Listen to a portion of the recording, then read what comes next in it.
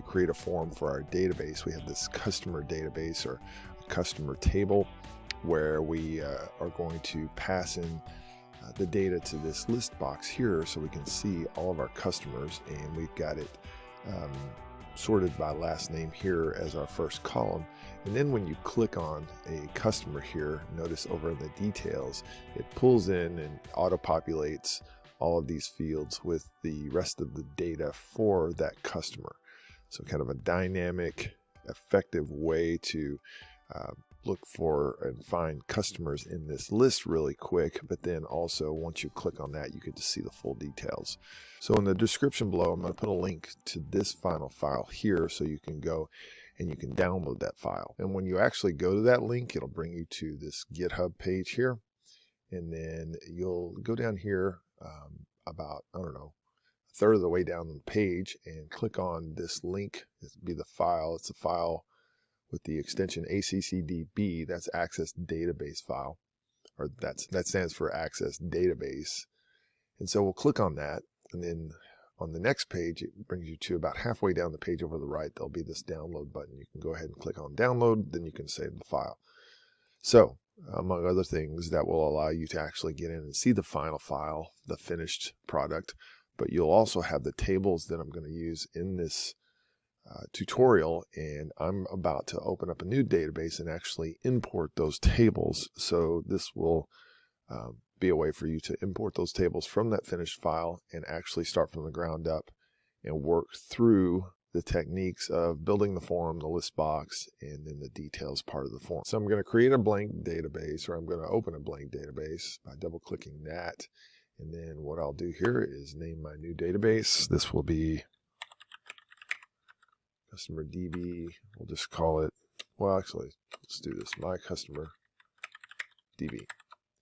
We'll click on create, and when Access opens, by default it opens up a new table for you to get you started. I'll just close that, don't need that. What I'm going to do first is I'm going to go to the external data tab. Now I'm using the most current version of Access from Office 365. So if you're using a previous version like 2016 or 2010, it's going to look a little different than this, but should be fairly similar.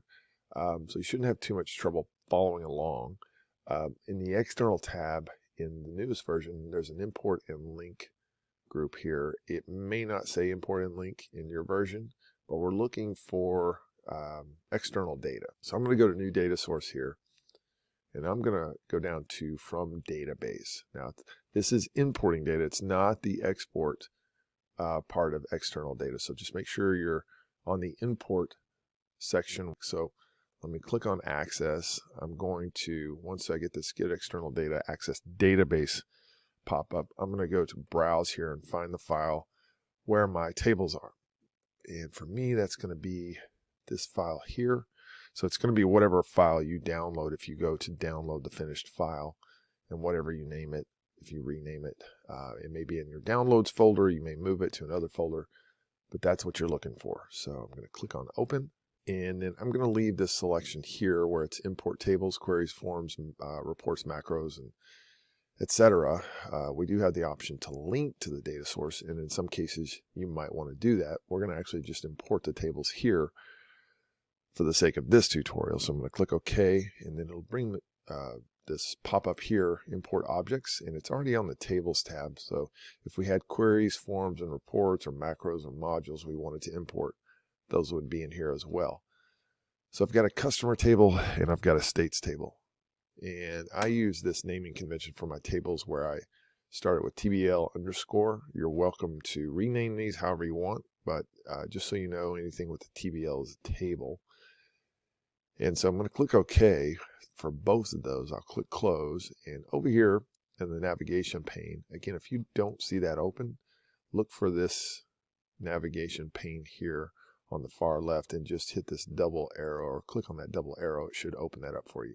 And then the only objects we have are tables right now. So we've got both of these, the customer table and the states table. So let me first double click into the states table real quick.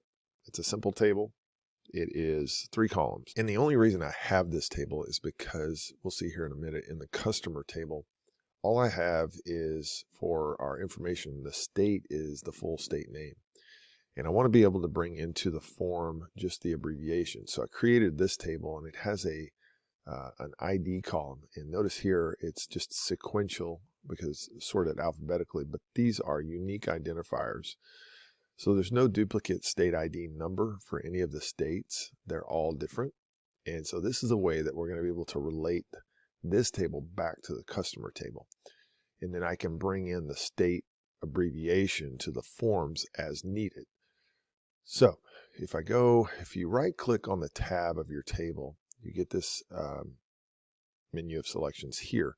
And if I click on design view, it takes me to this view showing me each of the 3 column fields and what they are. So state ID, state, which is the long name, and then state short, which is the abbreviation, and then their data types. So they're just short text. And if you're new to tables, if you go into data type here in the design tab, there's a drop down where you can select different data types. So if we were using currency or dates, things like that, numbers, we could change that. But for our purposes here, the state ID is an auto number, which means if I were to add a new state or add a new record to that table, it's going to automatically number that a unique, or the next number probably, for that ID value. And notice also here, over on the far left, there's this sort of gray boxes, or these gray boxes out to the left of each of the field names. And as I select them, they change sort of that dark gray. But for this one, there's a little key icon, and that means it's primary key. And if you noticed up here in the tools section of the design tab, as I click down, that background on the key, primary key up here, changes. If it's selected, it's a dark gray background. And that just means that this is the primary key for this table, and that we can actually relate that back to state ID and other tables. And we'll see that in the customer table, I do actually have state ID. Where it's primary key here in the customer table, it's considered what we call a foreign key, because that's how we relate that table back to this table. So let me close this, and then let's go double click on the customer table and take a look at that. So we've got all of our, more robust data here. And we've got a customer ID, just like we had a state ID in the state table. And if I right click again on this tab and go to design view, you'll notice customer ID is the primary key as selected here for this table. But again, if I go down here all the way about 3 rows up, notice we have state ID in here, and that's our foreign key, remember. So if I right click again and go to data sheet, I can go all the way over, arrow over my data. I can see there's this state ID column. And so the ID for Texas is 43, for DC is 9, North Carolina is 34. That's how we're going to bring in our state abbreviation. We're going to relate this field back to the state ID field in the state table, and that's how we're going to be able to pull in the abbreviations for all of these. And then when I want to pass that data to the form, I can use that instead of the long form of the state. All right, so since I've been talking about that, let's do that. Let's see. Let me close this customer table, and what I'll do is I'll go to the external tab here in the toolbar. I'm sorry, not external. Go to create, and then down here in the query section, I'll just click on query design. And then when that happens, I get this query design pane open up here. And my add tables pane is over here on the far right in this version. In previous versions, it just pops up in the middle and it looks a little different. That's okay. Don't worry about it. You can either drag and drop those in, but I can actually close that add tables. And as long as I've got my access objects in the navigation pane open here, I can actually drag and drop these tables in like this. So you want to drop it in this gray area underneath your query tab above this section. And what this section is, this is our results pane, and these are columns that we're going to bring in from these tables, and that's where we're going to bring in our results. So I can either bring in all my columns or just certain columns that I need based on the specific scenario. So like for instance here, I can bring in customer ID, drag and drop that in, or I can double click. If I double click first name, it'll bring that into the next column. If I go to this little gray bar, this thin gray bar up at the top, and click on that, it will highlight the column in black. And then I can press delete and delete those. Or if I need to, I can move them around, drag and drop and move those around. So if you wanted to change the order, you could do that. I'm going to delete that for now. Now I'm going to bring my states table in. So in this view, you can see all of our column names. And again, here's that state ID foreign key in the customer table, and then the state ID primary key in the states table. So what I want to do is, with that selected, I can left click and hold, drag and drop right here on the state ID, and it's going to create this line or join or relationship between the two tables. And the relationship is on the state ID.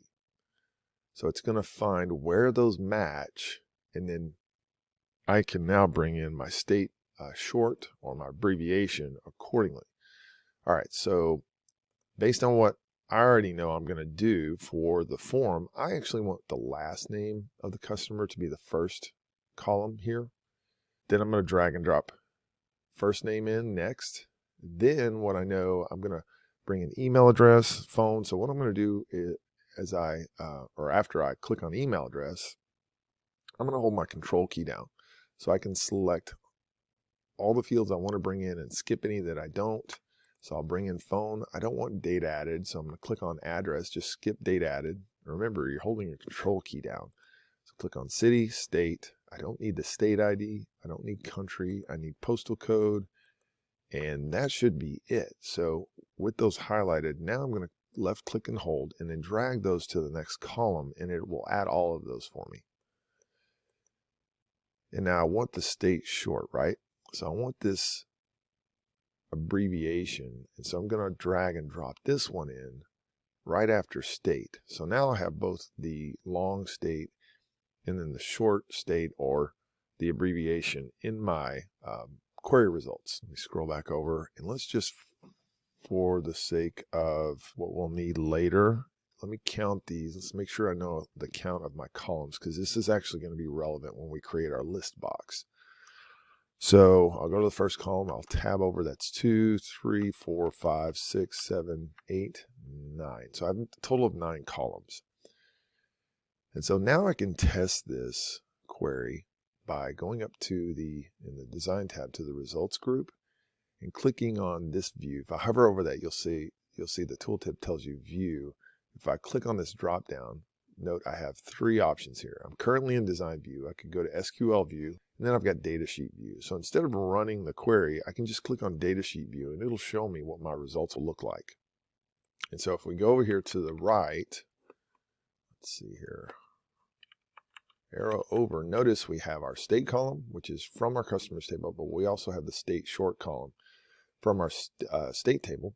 And then if we scroll down, we notice that the actual state and state short or abbreviation correlate with our actual, or they actually match, right? So pretty cool. So that's our query. And what I'm going to do is now I'm going to go up to the query tab. I'm going to right click and I'm going to click on save. And it's going to ask me to name the query. I can leave it as the default query 1, but I don't want to do that. I highly recommend not using defaults that Access will give you. I highly recommend actually naming these objects in a consistent manner, giving them some sort of convention that is going to be meaningful to you and helpful for you to remember, because we will actually use these moving forward, referring to these in our properties as well as some VBA programming we're going to need to do. So I usually name my queries with the QRY prefix, like an underscore, and this will be customers all list box. And so again, like I said, it needs to be sort of contextual, at least for me. So I know that this query is really built to populate everything in the form, but first and foremost, it's there to populate the list box we're going to create. So I'm going to click OK. And when I do that, notice now we have this query over here in our all access objects, and it's now under queries. So you can collapse that. You can collapse all these. And this is the way you know what objects you actually have that currently exist in your file. And so just collapse and expand that way. And now I can close this. So I'll go up to the tab and click on that X. And the next thing we need to do is create our form. So the way we do that is we go back to the Create tab, and then we'll go over to this Forms group. And now we'll click on Form Design. And when we do, we just get this Form 1. Again, that's just a default name, and we get this little grid area. So if I click in that area and hover over the right edge of this grid area, I'll get this double arrow. And if I left click and hold, I can drag that out. I'm going to drag that out to about 12 up here on the upper, this top ruler. And then I'm going to do the same thing at the bottom. If I click back in that area until I get that double-sided arrow, I can drag that down, and you can see on the very left side of the form design area, we have a ruler as well, and I'm going to go to about 8. All right, cool. So the next thing I want to do is add an element, and all of our elements, or control I should say, are up in this control group in the design tab. Everything from a text box, which we'll use, labels, buttons, tabs. This is a tab control. We've got links. We've got navigation control. This is combo box. This is a list box. We'll be using that. But right now, before I create my list box, I actually want to create the details section, because this is sort of more the most time consuming part of things. So what I need to do is actually, instead of bringing in an unbound text box, I'm going to go over here and notice my property sheet is already open for this. I can close that here. If your property sheet's not open, if you're on the design tab with the form selected by clicking into that form design area, you can go over here to the tools area and click on property sheet and toggle that on and off. So make sure it's on, and then I'm going to go back into the form. Up in the far upper left corner underneath the form tab, there's this little square. If you click on that and this black square becomes visible, it means the form is actually selected. And in the property sheet, you know that because it'll say selection type, and then it'll be form, and it'll also be available in this drop down. So what I want to do is, yours may already have this, but if you go to the data tab, we need to go to the record source row here. And where it says select, it may say select here. In yours, it may say nothing. I'm going to click on this drop down arrow, and I want to find our query customer all list box. It should be there, should be available for you if you built it out along with me. And then I'm going to select that. And then I'm going to click outside that. And then the next thing I'm going to do is I'm going to close my property sheet, and I'm going to click on add existing fields. So when it does, or when I do click on add existing fields, it's going to give me this field list. And it's telling me the fields available for this view are all the fields from our query. So I want all of these in here, and that's going to be a part of my details section of the form. And if I click on each one, or if let me back up. Click on last name, hold shift key down, and then click on postal code, and it should select all of those for you. So now I can left click and drag and drop those in. So now I have all the fields there. And what I want to do now is kind of rearrange these. We're sort of at a formatting place. I need to name these. So just like I had to name like my query and my tables, I'm going to have to name the form. I'm going to name these fields. So I'm going to close this fields list, and I'm going to go to the property sheet. And now I need to click outside those, so none of those is highlighted in orange. And then one at a time, click and select until you get this orange outline around the text box, not the label, but the text box. And when I do, I'm going to go over to the All tab in the property sheet, and up at the top, you're going to see this name row. And I already have it named L name, and that's actually just bringing that in from the column name in the query. And I want to change this to txt underscore last name. And I'll just capitalize it. You don't have to, again, you don't have to do exactly what I do, but just, use it as a guide, if you will. And then I'm not going to worry about naming the label. I will go over here and actually click on the label. I can name it here, and that's going to be LBL underscore last name. And then down underneath that is the caption row. And this is where I can actually change what the label says. And this is going to be just last. Now, if I click down outside that, you'll notice here that the caption actually did change in the form. And then the next thing I'm going to do is I'm going to, with that label selected, I'm going to click on that gray box. That's how I can grab just the label. And then I can bring it up here above the text box because I want to change that the way that's formatted.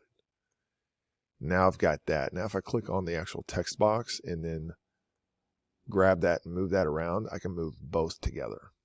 All right, so the next thing I need to do is name my first name text box. So as I do that, the property sheet changes over to first name because that's now selected. You can see here in this drop down, and you can see the type text box. So I'm going to rename this txt underscore first name. And then I'm going to pop over to the label for it, and this will be LBL,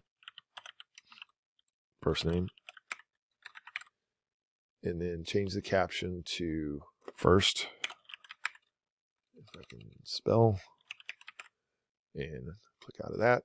I'm going to go down here, do what I did with the last name text box, grab that gray box with the label selected, highlighted in orange, drag and drop that over on top of first name. And then I'm going to grab the whole thing by clicking on the text box and bring that up here a little bit. I'm actually going to rearrange this a tad bit for now.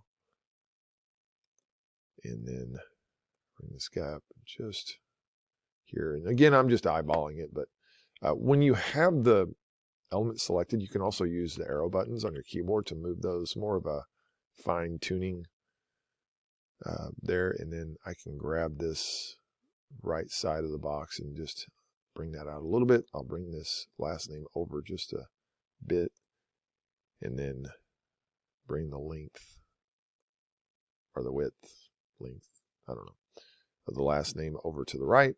And that's starting to look a little more reasonable. Okay, so now let's go down to email address, click into that text box. I'm going to go up here to name, txt underscore email, keep that short and sweet. And then in the label, I'll just title that label email, and then change the caption to email and enter. And then now I'm going to go down here and do what I've been doing with the others. And I'm actually going to move this sort of out of the way a bit. Same thing with phone.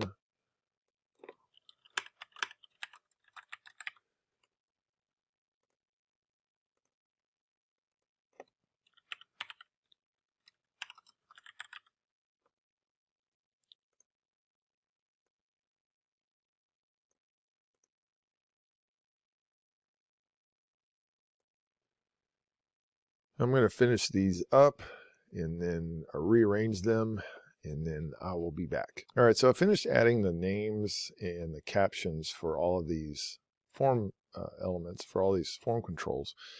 And one thing to note, I'd actually brought in the state, the full name state from our query, which really shouldn't have probably been in the query in the first place, but you can actually remove that, delete that, and this state field is actually our abbreviation or state short field. So make sure if you're following along, if you want to, follow along and emulate the final product, make sure you just bring in the state abbreviation field from that query only. And so now that we've got these fields in our form, I can go over to, first thing I'm going to do is I'm going to save these changes. I'm going to go up to the tab, I'm going to right click, I'm going to click on save, and now I can name the form. It's going to be frm underscore view all customers, and then click OK. And notice here it renamed it both in the tab and then our under our form. Well, actually, it added the form because we saved for the first time. So notice we now have 3 different objects. We have tables, queries, and forms. And if I right click on the forms or the form tab, I can go to form view, and we can see now our controls here, and we actually have a customer name in here. Now it's Dory Swears. The reason why that's there is it's actually going to be the first name or the first row in our query. So let me go back to design view. Let's go to the query real quick. We don't have to close the form, but I'm going to right click on the query. I'm going to go to design view. Then I'm going to click on Data Sheet up here in Results under the Design tab. And notice there's our first row, right? Well, that's not how I really want it. I can change this to where it sorts from A to Z on last name by going back to the Design View. So if I right-click the tab, go back to Design View, go over to go down to the results pane here in our last name column. If I go down to the third row there, the sort row, and click into it, there's a drop down arrow here. And I can go down to ascending and click on that. And now if I go back to the data sheet view and check that, note that everything is sorted on last name from A to Z. Now if I try to close that, it'll ask me if I want to save the changes. Yes, I do. And then back in the form, if I go back to form view, it's still the way it was. What you need to do is actually go to the records group on the home tab and click on refresh. Actually, I think I need to close the form. So I'm going to click on that X and close the form and then double click and reopen it. And sure enough, yeah, brings up the first record in that query, which is Abraham. Again, if we go check that, Abraham is the first record. So refresh doesn't work. You actually got to close the actual form and reopen it for it to refresh that data. So anyway, that's the way we want it to look. Now let me go ahead and let's do a little more design work to make this look a little more professional. So if I go back up to with the design view open, if I go to the controls in the design tab again and go over to the far right, you'll find a rectangle. I'll click on that. I'm going to drag and drop that around all of our text box elements. And actually, I'm going to give a little more room up top because we're going to give this a label. And then, so with the orange rectangle box selected, I'm going to go to the property sheet and go to the format tab. And then I'm going to go down to, I'm going to find back color row. And then on the far right over here, I'm going to select this button with the 3 dots, and it's the builder button. We'll click on that. It shows our theme colors, standard colors. You can click on more colors. You can go to the custom tab if you have an RGB code or you have a hex code. You can put in custom colors that way. I'm going to cancel that, and I'm just going to select like this dark blue here in the theme colors. And notice when I do, it covers up the text boxes we just put in the form. And the way you fix that is you actually go on the Arrange tab. You go over to the far right. It says Sizing and Ordering in this version. And then with that rectangle still selected, we'll just click on Send to Back. And then it puts it behind everything else. The other thing I want to do is I'm going to click outside that box. And make sure you click outside so it's not highlighted in orange before you do what I'm about to show you. I'm going to click on all of my label and text box elements, and I'm going to change the font. First, I'm going to just select I'm going to select all of them again. So I'm going to hold the control key down and I'm going to click all of these guys. I could have actually and probably should have done this before we added the rectangle, but we'll go ahead and do it now and make sure all of those are highlighted. All right. So now I'm going to go over the property sheet, and with those selected, it's going to allow me to change properties that are common to all of these, like the font size and font name. So I'm going to click down here on font name. I'm going to remove that, and I'm going to start typing Segoe UI. And I don't want UI black. I just want Segoe UI. And then I'm going to click outside that. And then it changes the font for me. Now I'm going to click outside this box again, and I'm going to just select the headers or the labels, I should say. Actually, this address label, while I'm at it, I'm going to widen that out a little bit. And notice it widens all of them when they're selected, which is no big deal. But that address was getting cut off. And actually, this postal code is getting cut off. So I'm going to select that, bring that out, and work on phone as well. Now that I've seen all those.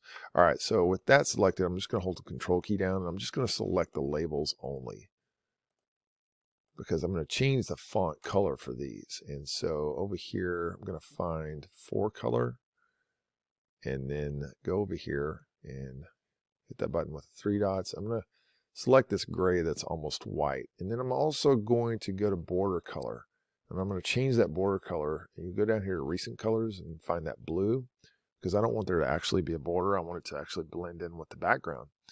So I'll click outside that. Let's go up to the tab. Let's right click and let's go to form view and check that out so we can see the difference now. I think the font looks a little bit better. And then obviously with the blue background, it gets a little more professional. So one more thing to do here. Go to design tab. Let's scroll back over.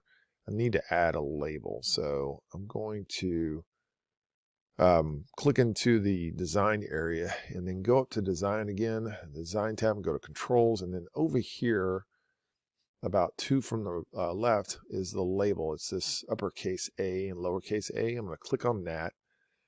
And then I'm going to bring it in here, drag and drop. And then when I do that, notice the cursor is blinking. I'm just going to type details. But then before I unselect, over in the property sheet, in the format tab, I'm going to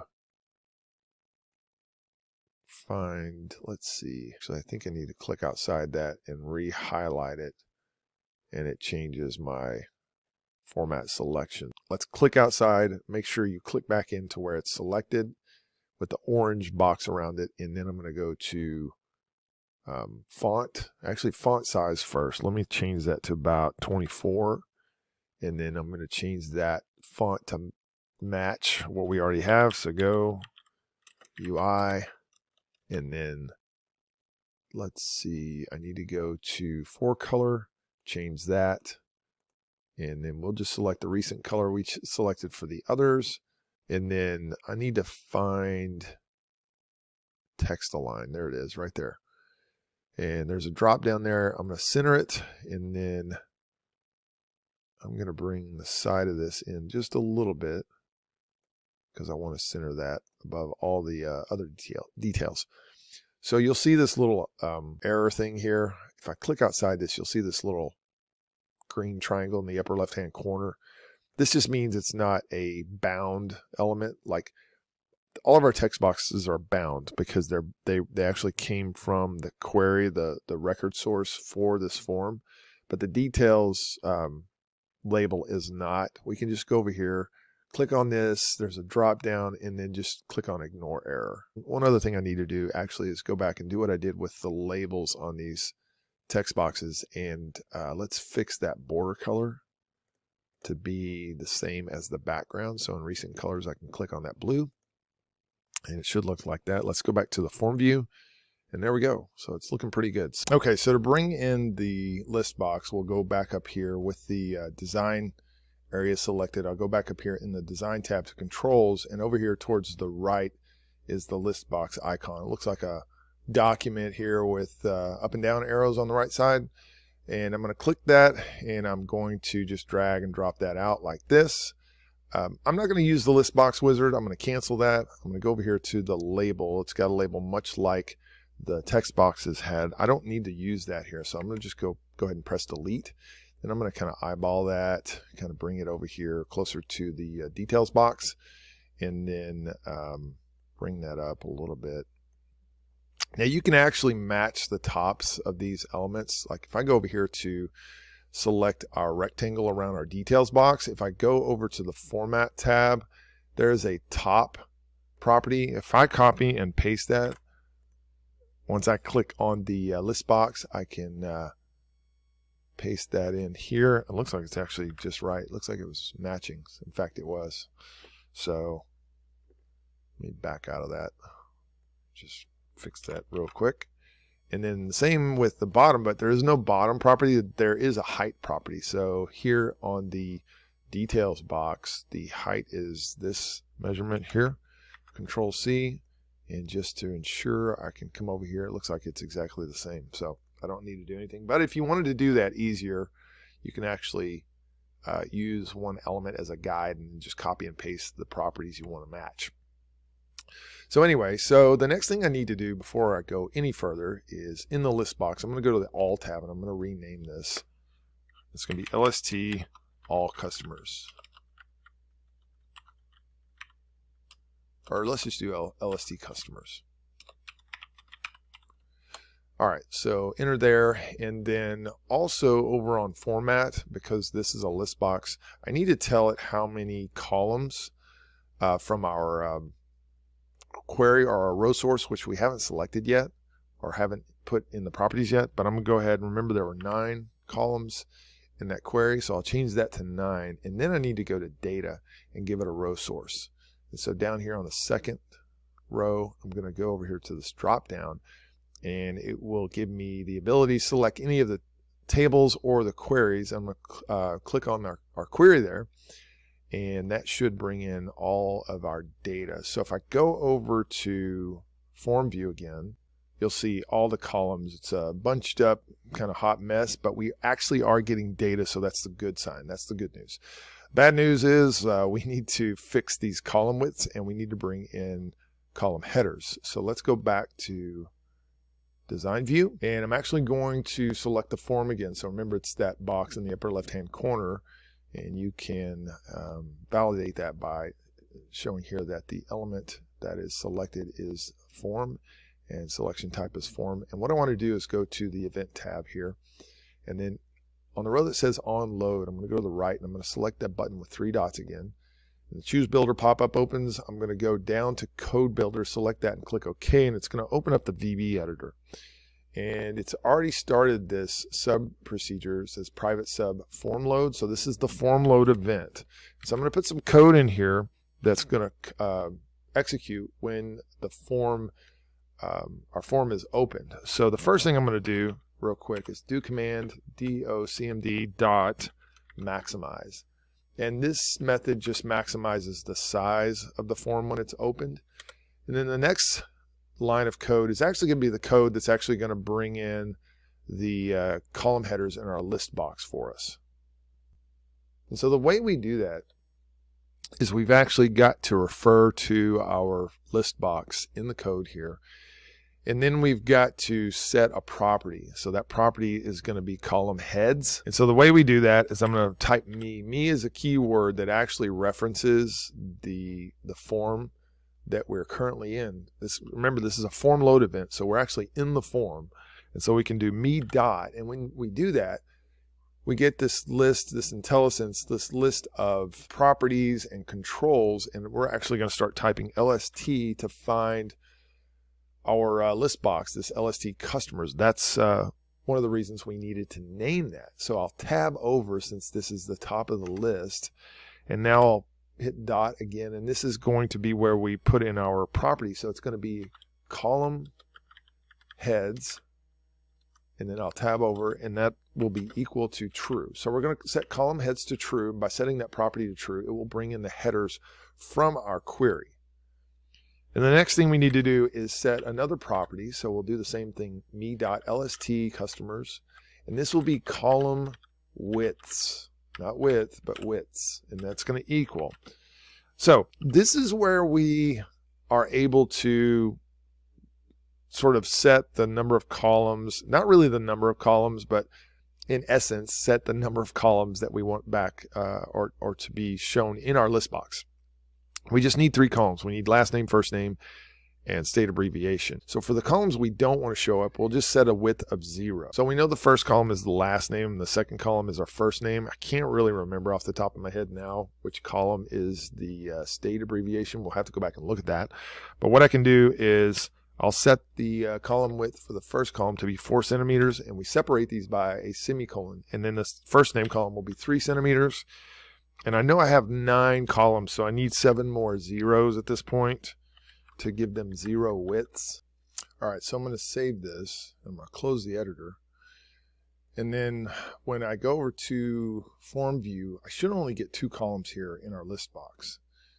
And sure enough, we get just last name and first name, just as expected. So a couple of things to note here is I don't want this header to say L name. I don't want this to say F name. And then I need to find the actual column number of our state abbreviation. So let me go into our query. Let's right click on that, go to design view. And really I don't need the state column. That was actually more than I needed. So I'm going to highlight that real quick and just delete that. Now I'm going to go up to the tab. I'm going to save that. Let me back up to design view in, or actually in data sheet view in our query. Note here we have our first and second column. The state column looks like it's going to be, since we have a total of 8, that's going to be column 7. So 2, 3, 4, 5, 6, and yes, 7. So we need to change the width. We actually need to remove one of our column widths in our form load event. So let's close this. Let's go back to our form in design view, make sure that's selected. Go to the event procedure, click on that button with 3 dots. And let's remove one of these zeros and one of the semicolons. Did I remove too many? 1, 2, 3, 4, 5, 6, 7. Yes, I did. Well, let me go ahead and change this. The 7th column is our state abbreviation column. That'll be 1.5 centimeters. So 1.5 cm colon and then 0. And now let's save this. Let's now close the editor. And then in the form, let's go to form view. And there we have it. So we have what looks like 4 columns here because this is actually too wide. We'll change that and make it look a little bit better. But this is what we need: last name, first name, and state. And then our notice our names are sorted in alphabetical order just as they are in the query. Let me fix this formatting just a little bit. It's too wide. So let's go back to design view. And let me bring that in from the right just a touch. And then let's go back to form view and take a look. Looks a lot better. Okay, so now the next thing is how do we make this work to where when we click one of these rows in our list box that it actually changes the details to that selection. So this is going to require a little bit more VBA programming. So let me close this access objects or the navigation pane. And then let's right click again and let's go to design view. And with my list box selected, I'm going to go up here to the event tab. And it's going to be an on-click event. So I'm going to go over here to the builder button, the button with 3 dots. Again, I'm going to select code builder. And it's going to open up and start a private sub procedure for me again. And this is going to be the click event so when we click into the list box, it's going to run this code we're about to put in here in this subroutine. And so basically what this sub procedure is doing is it's auto-filling each element in the details section, all of those text boxes with values from the query that we're using to supply the list box with data. So when we click on one of those rows, we're basically sending the data from that row to our details text boxes. And the way we do that is we actually we identify the text box. Remember, we named those text boxes. So like txt underscore first name dot value equals whatever we want to put in that text box. So for us, it's going to be, we're going to refer to the list box, and that's lst underscore customers dot column. And this is going to be, so we know the first column was last name, the second column was first name, which is what we're referring to. Well, one of the things you need to know is when we're referring to columns in a list box, those columns are based on a 0 index. So that means the first column would be index 0. The second column would be index 1. So in this case, since the first name column is the second column, its index is actually 1. So I'm going to put a column 1 in parentheses. So let me just test this. Let me save this. Let me close the editor. And then we'll go back to our form. We'll go back to form view.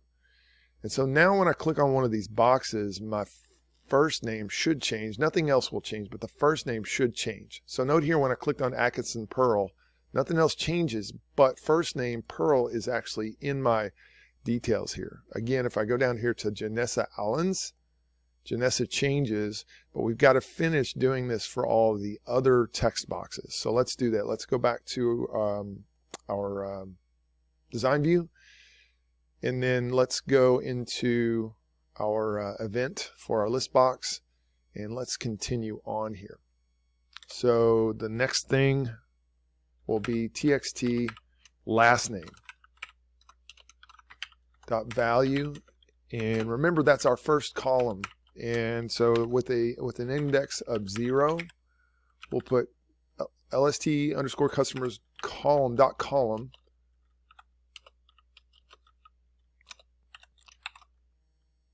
and that'll be 0. All right, so let's test that real quick before we move on to the rest of them. It doesn't like what I did here. What happened? I've got an error here somewhere. Oh, I've got a dot. I don't know why I put that dot. All right, so let's save that and then close it, and then let's go back and check this out in form view. So if I click, notice now the first name and last names are changing. Now we've got to fix this for the rest of the elements. So let's go ahead and do that. Again, let's go back to design view and then go back to our on-click event, or our customers click event. So before I go any further, notice how we are repeating our LST customers control here. I can actually eliminate that repetition by using this with block, and I do that by typing with LST underscore customers, and then I'm going to end the with block here by saying end with, and when I do that I can just eliminate this LST customers, and I don't have to repeat that, and I'll just keep the dot column. So this is basically saying for every line, so when I say text first name, or txt underscore first name dot value equals LST customers dot column 1. So that's the same thing as writing it out here. We can just create a with block here, and then we can shorten that out a little bit. So let's do txt underscore address dot value equals column, and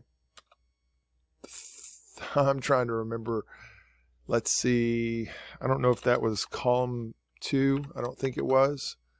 Let me just save this real quick. Well, let's go back and let me look at my query real quick in design view. So email address is column 3, phone, address. So address, city, and state, and postal code will be like the last 4.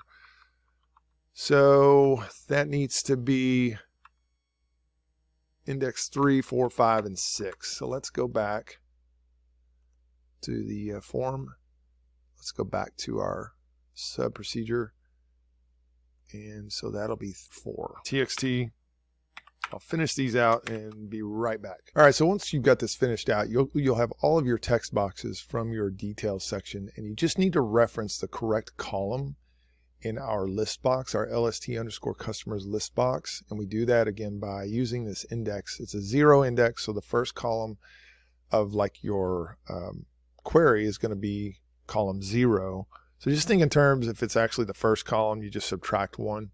So here it looks like we only have 7 because we're 0. The index of 7 is actually the 8th column, which is our postal code.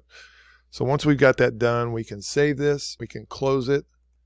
And now let's go to, I can now close my query, and then I'll go to form view.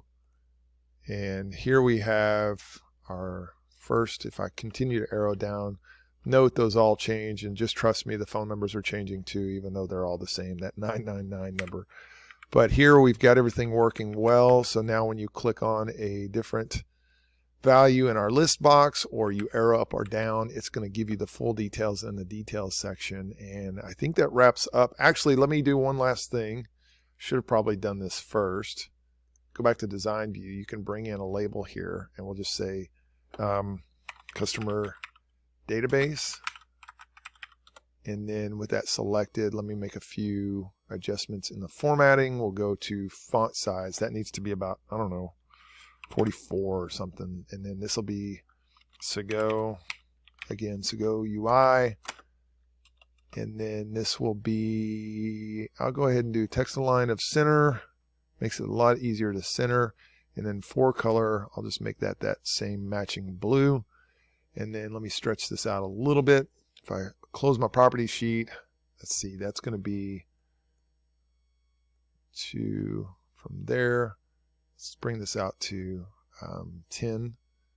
And then actually, I can actually drag and drop my cursor across all of these until they're all selected. And now I can move these over with my arrow key all at the same time, all in unison, if you will.